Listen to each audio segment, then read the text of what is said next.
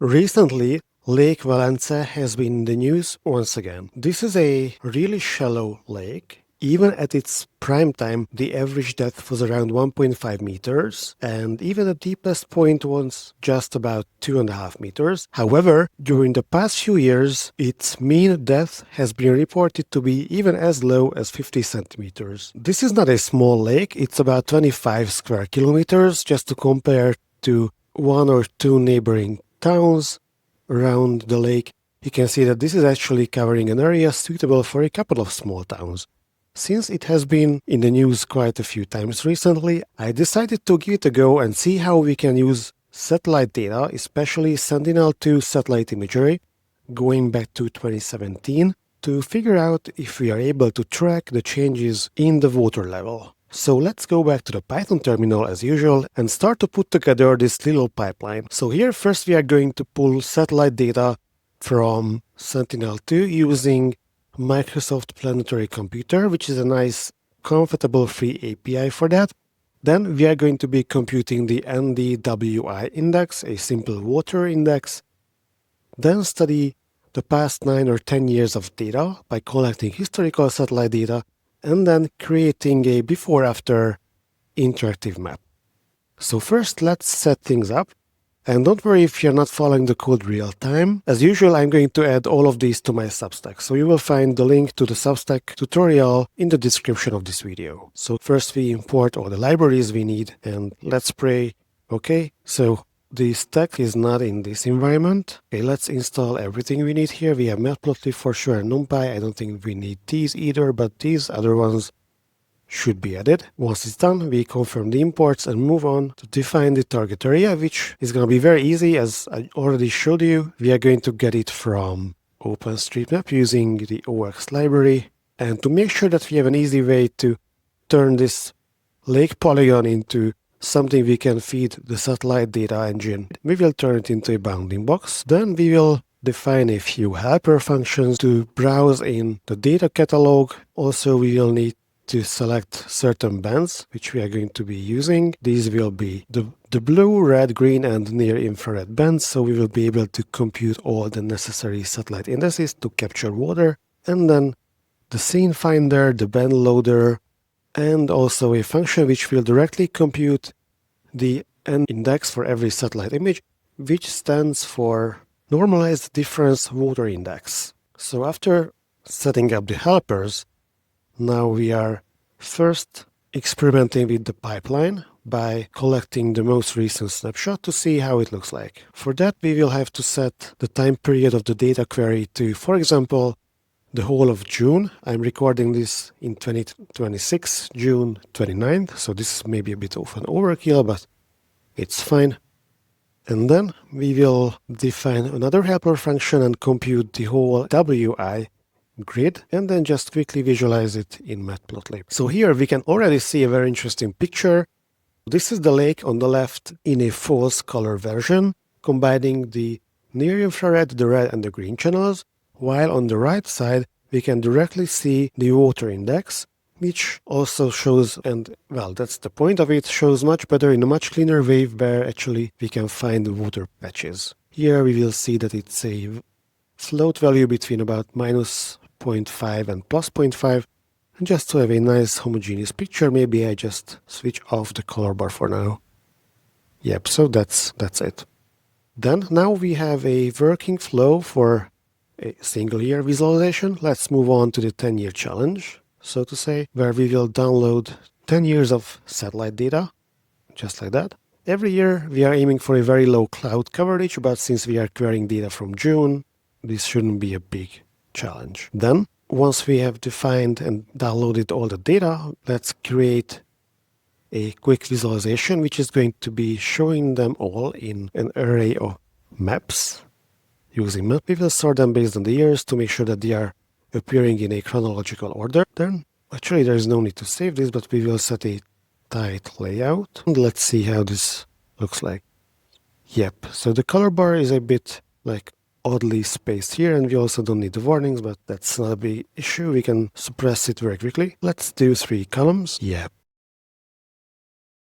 The only perk of having 5 columns when we have 10 snapshots is that they make whole columns. Let's make 4. Let's make it 4. And switch off the color bar because it's just floating around in a very awkward way. Yeah, so here you can see that the typical NDWI values are changing a lot, which may be directly related to the water depth, but it's more likely to be associated with atmospheric situation and conditions, for example, even air humidity. So just on the raw values, we shouldn't draw our conclusions yet. Instead of trying to eyeball this, let's do a quick measurement and count the total number of pixels which we would consider to be water. So for that, we will assume that every pixel which has a value larger than 0 should be water. But if we are more strict with this threshold, we can set it to 0.1. Then here we will have an issue. This is probably the cloudy 2024 snapshot. No, it's not cloudy, but for some reason it is strange. So maybe we shouldn't do this. Yeah, but if we keep around the 0 threshold, which in theory should be already water, then we will see that the actual open water area is somewhat fluctuating between 12 and 14 kilometers, which can mean two things.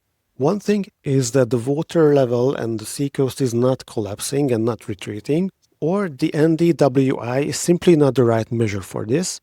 And since the news reports say that the retreating is happening, I decided to visualize them side by side.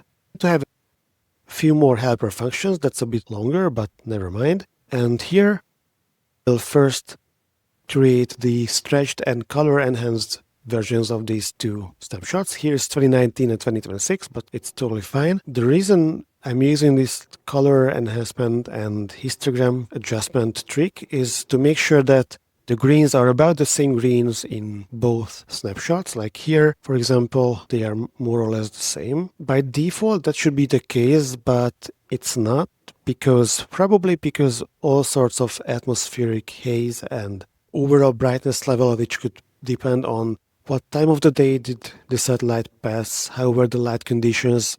Maybe in some years it was coming in the morning, then in the afternoon.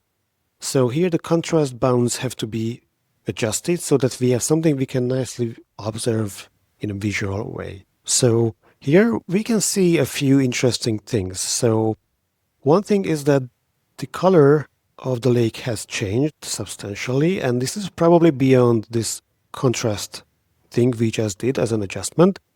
And if that's the case, then this could be a good sign that there is still some water there. Maybe like here on the right now, there you might see some parts where it has retracted, but in general it seems like it turned just a lot more green, which could signal an algae bloom, which kind of explains why this would be greener, and also shows that the majority of the surface of the lake is still there. That's why the NDWI didn't change much, but the ecology has definitely flipped, so it's much more shallow and consequently warms easier, so probably much warmer. And then it might be even choking on algae. Although I am not an environmental scientist, so if you are and you are hearing this, then I would love to hear your comments and theories on what we see here. And one more thing I wanted to point out is that here on the left in 2019 there seemed to be a lot of green patches, which may be some sort of like wetlands, but now they seem to be quite burned out. So here this part here is still green, but here these dark green patches are now more like brown or yellow. So probably this also means that there is something serious going on here in the ecosystem. So to wrap it up, here we did a quick walkthrough using Sentinel data to see how Lake Velence has been changing during the past few years. And what we can see from the data is that it's probably retreating a little, like for example here in this coastal area. However, in general, it's rather degrading. So the water is mostly still there in terms of surface, not in depth, but we cannot see that from a satellite image. And as it is becoming more shallow, it gets warmer and the ecological balance has probably flipped. Also, another take-home message is that even though this is about a very clear water body, it turned out that the dedicated yet quite simple water index was not enough to capture what we were after. So be cautious and make sure to always draw up your maps to see if there is anything there which your data and numbers wouldn't explain themselves. Thank you for watching and see you next time.